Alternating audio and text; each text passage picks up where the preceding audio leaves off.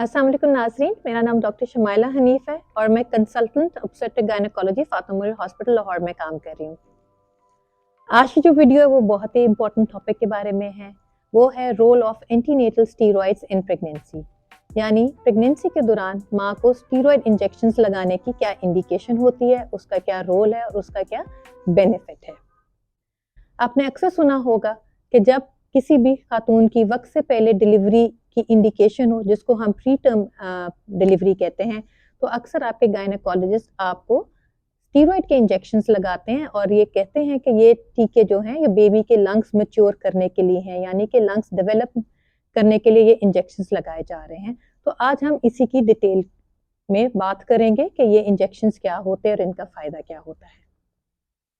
Antenatal steroids जो कि माँ को लगाए जाते हैं, ये मेडिकल में बहुत ही इम्पोर्टेंट इंटरवेंशन है, बहुत इम्पोर्टेंट ट्रीटमेंट है, जिससे जो बच्चा अगर वक्त से पहले पैदा हो तो उसमें लंग के प्रॉब्लम्स होने के चांसेस बहुत हद तक कम हो जाते हैं। यूजुअली ये जो इंजेक्शंस हैं ये उन्हीं खवातीन में लगाए जाते हैं जिनकी वक्त से पहले डिलीवरी इंडिकेटेड है। ये ज़रूरी नहीं है कि हर हामला खातून को ये इंजेक्शंस लगाना पड़े। ये सिर्फ खास इंडिकेटेड केसेस में लगाए जाते हैं जहां वक्त से पहले प्री टर्म डिलीवरी होने का चांस होता है, उन्हीं मदर्स को ये इंजेक्शंस लगाए जाते हैं। अब हम बात करें कि इन इंजेक्शंस का फ़ायदा क्या होता है। ये जानने से पहले हम थोड़ी सी बात ये भी कर लेते हैं कि बेबी के लंग्स कैसे डेवलप होते हैं। बेबी के जो लंग्स हैं उसकी डेवलपमेंट के 4 मेन स्टेजेस हैं। नंबर 1 स्टेज है एम्ब्रियोनिक स्टेज, जो 3 से 6 हफ्ते तक होती है। उसके बाद है सूडो ग्लैंडुलर स्टेज जो कि 6 से 17 हफ्ते तक है। फिर कैनालिकुलर स्टेज जो कि 16 हफ्ते से लेके 25 हफ्ते तक है। और फिर है सेकुलर स्टेज जो कि 24 हफ्ते से लेके पूरे वक्त टर्म तक होती है। इन सब स्टेजेस में से जो सबसे इम्पोर्टेंट स्टेज है वो सेकुलर स्टेज है, क्योंकि इस सेकुलर स्टेज में एक स्पेशल सेल्स डेवलप हो जाते हैं लंग्स में, जो कि एक और इम्पोर्टेंट केमिकल सब्सटेंस बनाते हैं जिसको हम सर्फेक्टेंट के नाम से जानते हैं। ये जो सर्फेक्टेंट है इसकी प्रोडक्शन मैक्सिमम 36 हफ्ते तक होती है और इस सर्फेक्टेंट की वजह से जो बच्चे के लंग्स हैं वो मैच्योर होते हैं और इस काबिल होते हैं कि जब बेबी पैदा हो जाए तो जो उनके बेबी के लंग्स हैं वो नॉर्मल फंक्शन कर सके और बच्चे को नॉर्मल ऑक्सीजन पहुंचा सके। प्रेगनेंसी के दौरान जो लंग्स हैं वो ज़्यादा फंक्शन नहीं करते। बच्चे को ऑक्सीजन माँ के ब्लड से मिलती है। माँ के ब्लड से जो ऑक्सीजन है वो आंवल के थ्रू बच्चे तक पहुँचती है। लिहाजा लंग्स का फंक्शन करना बहुत ज़्यादा ज़रूरी नहीं है इंट्रायूट्राइन लाइफ में, यानी कि माँ के पेट के अंदर। जब बच्चा डिलीवर हो जाता है तो बच्चा जब सांस लेता है तो ऑक्सीजन एयर से बच्चे के लंग्स में जाती है और इसी तरह पूरी बॉडी में ऑक्सीजन पहुंचती है। तो ये जो लंग फंक्शन है, ये जब बच्चा पहली दफ़ा सांस बाहर लेता है तभी ये ऑक्सीजन जो है बेबी तक पहुंचती है और लंग फंक्शन जो है वो सर्फेक्टेंट की प्रोडक्शन की वजह से नॉर्मली फंक्शन करता है, यानी कि उनके लंग्स बच्चे के मैच्योर होते हैं, इस काबिल होते हैं कि वो नॉर्मल फंक्शन कर सकें। जो बच्चे वक्त से पहले पैदा होते हैं उनमें ये सर्फेक्टेंट प्रोडक्शन बहुत कम होता है, जिसकी वजह से जब पैदाइश के बाद उनको सांस के मसाइल होने के चांसेस बहुत ज़्यादा होते हैं और इस मसले को हम रेस्पिरेटरी डिस्ट्रेस सिंड्रोम कहते हैं। ऐसे बच्चे को जो वक्त से पहले पैदा होते हैं और जब उनको रेस्पिरेटरी डिस्ट्रेस सिंड्रोम डायग्नोज हो तो उनका सांस बहुत तेज़ होता है, उनका सांस लेने में आवाज़ भी आती है, कभी उनको एक्स्ट्रा ऑक्सीजन की ज़रूरत पड़ती है, कभी उनको वेंटिलेटर की भी ज़रूरत पड़ सकती है और कभी सीपैप की भी ज़रूरत पड़ सकती है। कभी कभी बहुत ही प्रीटर्म बच्चों को वेंटिलेटर के ज़रिए, ट्यूब के ज़रिए सिंथेसाइज सर्फेक्टेंट भी इंजेक्ट किया जाता है लंग्स के अंदर, ताकि उनके लंग्स जो हैं जल्दी से मैच्योर हो जाए। रोल ऑफ स्टीरॉइड्स क्या हुआ? जब स्टीरॉइड्स हम माँ को देते हैं तो इनका जो बहुत इंपॉर्टेंट फंक्शन है कि ये स्टीरॉइड देने के बाद जो लंग्स में सर्फेक्टेंट प्रोडक्शन को एक्सेलरेट करता है या तेज़ी से डेवलप करता है, ताकि ज़्यादा से ज़्यादा सर्फेक्टेंट प्रोड्यूस हो जो कि आगे लंग्स को मैच्योर करके डेवलप कर जाए। तो ये है रोल स्टीरॉइड्स का, इसके देने का यही मकसद है कि बेबी के लंग्स ज़्यादा सर्फेक्टेंट बनाएं ताकि बच्चे को किसी किस्म का सांस का मसला होने के चांसेस कम हो जाए अगर उसकी वक्त से पहले पैदाइश हो जाए। कौन से स्टीरॉयड हैं जो अमूमन दिए जाते हैं? ये दो इंपॉर्टेंट स्टीरॉयड हैं, या वो बेटनीसोल बीटामेथिसोन होता है या वो डेक्सामेथासोन है। जौन सा भी अवेलेबल है मार्केट में, आपके डॉक्टर आपको एडवाइस करते हैं। बीटामेथासोन के दो डोजेस होते हैं, 12 मिलीग्राम 12 मिलीग्राम 24 घंटे के वक्फे पे, और डेक्सामेथासोन वो भी 12 मिलीग्राम 24 घंटे के वक्फे पे, और कभी रिसेंटली ये भी उसकी डोज है 6 मिलीग्राम हर 12 घंटे, टोटल 4 डोजेस ये डेक्सामेथासोन की डोज है।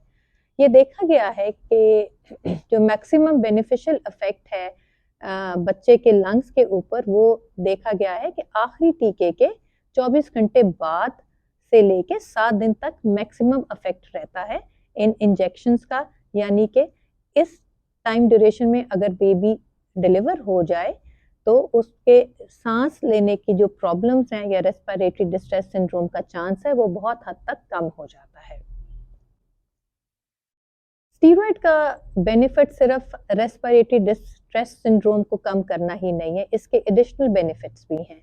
वक्त से पहले अगर बच्चे जब पैदा होते हैं उनको मजीद और भी प्रॉब्लम्स हो सकती हैं, यानी कि उनको नेक्रोटाइजिंग इंटेरोकोलाइटिस भी हो सकता है। ये एक इंटेस्टाइन की इन्फेक्शन है। स्टीरॉयड्स देने से ये देखा गया है कि नेक्रोटाइजिंग इंटेरोकोलाइटिस का चांस भी बहुत हद तक कम हो जाता है। बेबी के ब्रेन में ब्लीडिंग भी हो सकती है जिसको हम इंट्रावेंट्रिकुलर ब्लीड कहते हैं। ये भी देखा गया है कि स्टीरॉयड इंजेक्शन से ये इंट्रावेंट्रिकुलर ब्लीड होने का चांस भी बहुत हद तक कम हो जाता है। और न्यूनेटल मोर्टेलिटी, यानी कि इन सब पेचीदगियों की वजह से जो वक्त से पहले बच्चे पैदा होते हैं उनकी डेथ भी बाहर हो जाती है। उनकी मोर्टेलिटी या डेथ होने का चांस भी बहुत कम हो जाता है अगर माँ को वक्त पे ये स्टीरॉयड इंजेक्शंस लगाए जाएं। इन स्टीरॉयड इंजेक्शंस के कोई साइड इफेक्ट्स हैं या नहीं? माँ में कभी कभी देखा गया है कि इन स्टीरॉयड इंजेक्शन लगाने से कभी हो सकता है कि वो नोजिया की कंप्लेन करें, कभी वो फ्लशिंग की कंप्लेन कर सकते हैं। फ्लशिंग का मतलब है कि उनको ऐसा फील होता है कि उनके चेहरा बिल्कुल रेड हो गया है। कभी जहाँ इंजेक्शन लगा है उस जगह पे उनको इंजेक्शन की साइट में दर्द भी हो सकती है, और वक्ती तौर पे उनका शुगर भी ज़्यादा हो सकती है। क्या डायबिटिक मदर्स ये इंजेक्शन लगा सकते हैं? जी हाँ, बिल्कुल, डायबिटिक मदर्स को भी स्टीरॉयड इंजेक्शंस लगाए जा सकते हैं अगर आपके गायनेकोलॉजिस्ट ये समझें कि डायबिटिक मदर्स की किसी भी वजह से वक्त से पहले डिलीवरी होने की ज़रूरत पड़ सकती है तो उनको भी लगाया जाता है। सिर्फ एक इम्पॉर्टेंट बात जो ध्यान में रखनी होती है, जैसे कि ये कहा, इन स्टीरॉयड इंजेक्शन से वक्ती तौर पे थोड़ी सी शुगर कंट्रोल जो है या शुगर ब्लड में ज़्यादा हो जाती है, तो जो डायबिटिक मदर्स हैं उनका फ्रीक्वेंट ब्लड शुगर मॉनिटरिंग होने का मॉनिटर करनी पड़ सकती है और उनको एक्स्ट्रा इंसुलिन की ज़रूरत पड़ सकती है। ये जो शुगर ज़्यादा होने का दौरानिया है, ये इंजेक्शन लगने के फ़ौरन बाद उनकी शुगर ज़्यादा बढ़ सकती है और मैक्सिमम 5 दिन तक इन स्टीरॉयड्स का इफेक्ट शुगर पर रहता है। 5 दिन के बाद इनका इफेक्ट शुगर से, जो मदर की शुगर बढ़ी हुई है वो ख़त्म हो जाता है, मदर की शुगर अपने नॉर्मल लेवल पे आ जाती है। या कि अगर डायबिटिक मदर्स हैं तो उनकी जो पहले इंसुलिन या जो भी शुगर कंट्रोल करने की मेडिसिन ले रही थी वो उसी डोज पे वापस आ जाती हैं। इन स्टीरॉयड्स की बेसिकली इंडिकेशंस क्या हैं? ये किन खवातीन में इंडिकेटेड है कि ये स्टीरॉयड इंजेक्शन रिकमेंड किए जाएं?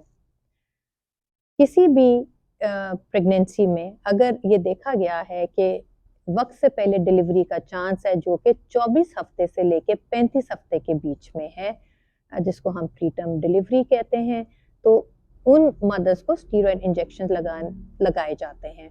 ये प्रीटर्म डिलीवरी किसी भी प्रॉब्लम के वजह से हो सकती है। नंबर 1, प्रीटर्म लेबर, यानी कि कुछ खवातीन को वक्त से पहले दर्दें शुरू हो जाती हैं, उनके यूट्रस का मुंह खुलने लग जाता है और उनकी डिलीवरी हो सकती है। कभी कभी कईयों को preterm pre labour rupture of membranes हो जाती है, यानी वक्त से पहले उनकी पानी की थैली लीक कर जाती है, जिसकी वजह से भी उनकी वक्त से पहले डिलीवरी होने का चांस बहुत ज़्यादा बढ़ जाता है। कुछ खवातीन में कोई ऐसे मसाइल आ सकते हैं, कोई ऐसे मेडिकल डिसऑर्डर्स हो सकते हैं जिसमें आपके डॉक्टर समझें कि माँ की डिलीवरी वक्त से पहले कर लेनी चाहिए, जो कि सेफ है। ऐसी कंडीशंस होती हैं अगर माँ का ब्लड प्रेशर बहुत ही ज़्यादा अनकंट्रोल्ड है या माँ की जो शुगर है वो बहुत ही ज़्यादा अनकंट्रोल्ड है, तो इन केसेस में वक्त से पहले डिलीवरी का फैसला हो सकता है।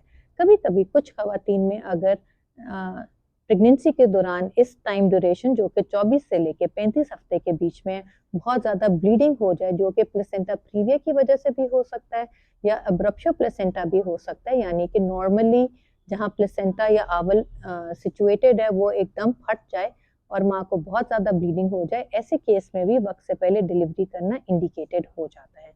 कभी कभी बच्चे के अंदर भी कोई प्रॉब्लम हो सकती है, उसकी ग्रोथ अफेक्ट हो सकती है, जिसको हम इंट्रायूट्राइन ग्रोथ रिस्ट्रिक्शन या रिटार्डेशन कहते हैं।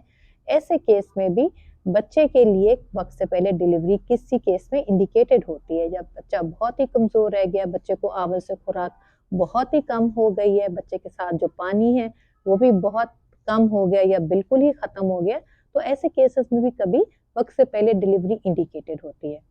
इसके साथ ट्विन प्रेगनेंसी, ट्रिपलेट प्रेगनेंसी, जिनमें भी वक्त से पहले डिलीवरी होने का चांस है, वक्त से पहले प्रीटर्म लेबर होने का चांस है, तो उन मदर्स को भी स्टीरॉयड इंजेक्शन की रिकमेंडेशन दी जाती है कि वो ये इंजेक्शंस लगवा लें। स्टीरॉयड इंजेक्शंस की कोई कॉन्ट्रा इंडिकेशंस हैं या नहीं? ये कहा गया है कि स्टीरॉयड इंजेक्शंस की दो इंपॉर्टेंट कॉन्ट्रा इंडिकेशंस ये हैं कि अगर माँ को एक्टिव ट्यूबरक्लोसिस है तो उनको फिर ये इंजेक्शंस नहीं लगाए जाते, और नंबर 2 ये है कि किसी भी वजह से अगर ये सस्पिशन है, ये डायग्नोसिस किया गया है कि माँ को बहुत ज़्यादा इन्फेक्शन है, वो सेप्सिस में है, तो उसको भी ये स्टीरॉयड इंजेक्शंस मना किए जाते हैं, क्योंकि स्टीरॉयड इंजेक्शंस जो हैं ये इम्यूनोसप्रेसेंट हैं, ये माँ की इम्यूनिटी को मज़ीद कम करते हैं, और अगर उनको पहले ही इन्फेक्शन है उनके ब्लड में, उनकी बॉडी में, तो उसका फ्लेयर अप होने का चांस बढ़ जाता है। तो ऐसे केसेस में स्टीरॉयड इंजेक्शंस को मना किया जाता है। क्या स्टीरॉयड इंजेक्शन का कोर्स रिपीट हो सकता है या नहीं? ये साइंटिफिक एविडेंस ने शो किया है कि अगर एक दफ़ा खातून को स्टीरॉयड इंजेक्शन का कोर्स हो गया है और उसकी वक्त से पहले डिलीवरी नहीं हुई और अभी भी उसको रिस्क है वक्त से पहले डिलीवरी का, तो आपके गायनेकोलॉजिस्ट जो हैं आपको एक और शॉट और एक और course of steroid injection recommend कर सकते हैं, बशर्तिया कि आपका जो फर्स्ट कोर्स ऑफ स्टीरॉयड है उसका जो टाइम है वो 2 हफ्ते से ज़्यादा दुरानिया हो चुका हुआ है। यानी कि अगर एक खातून की एक्सपेक्टेड डिलीवरी थी 28 से 29 हफ्ते और उसको 28 हफ्ते पे एक स्टीरॉयड का कोर्स लग गया है और फिर वो डिलीवर नहीं हुई और अब वो 32 वीक्स पे है या 33 वीक्स पे है, और अब भी आपके डॉक्टर ये समझते हैं कि वक्त से पहले डिलीवरी होने का चांस है, तो 32-33 हफ्ते पे एक और स्टीरॉयड कोर्स लगाया जा सकता है। क्या वो डिलीवरियां जो कि 35 से 37 हफ्ते के बीच में होती हैं, उनमें क्या स्टीरॉयड इंडिकेटेड है या नहीं? 37 वीक से पहले हम प्री टर्म डिलीवरी ही कहते हैं, क्योंकि टर्म डिलीवरी 37 वीक्स से ऑनवर्ड होती है, पर 35 से 37 वीक्स को हम लेट प्री टर्म कहते हैं। अगर आपके डॉक्टर ये समझें कि आपकी किसी भी वजह से डिलीवरी इस दुरानिया के बीच में हो सकती है जो कि 35 से 37 हफ्ते के बीच में है, तो बिल्कुल आपको स्टीरॉयड इंजेक्शन लगाए जा सकते हैं ताकि आपके बेबी के लंग्स मैच्योर हो जाएं और डेवलप हो जाएं। ये आपकी डॉक्टर की चॉइस है कि अगर वो समझते हैं कि अभी भी आपको स्टीरॉयड इंजेक्शन से बेनिफिट है तो वो बिल्कुल लगाए जा सकते हैं।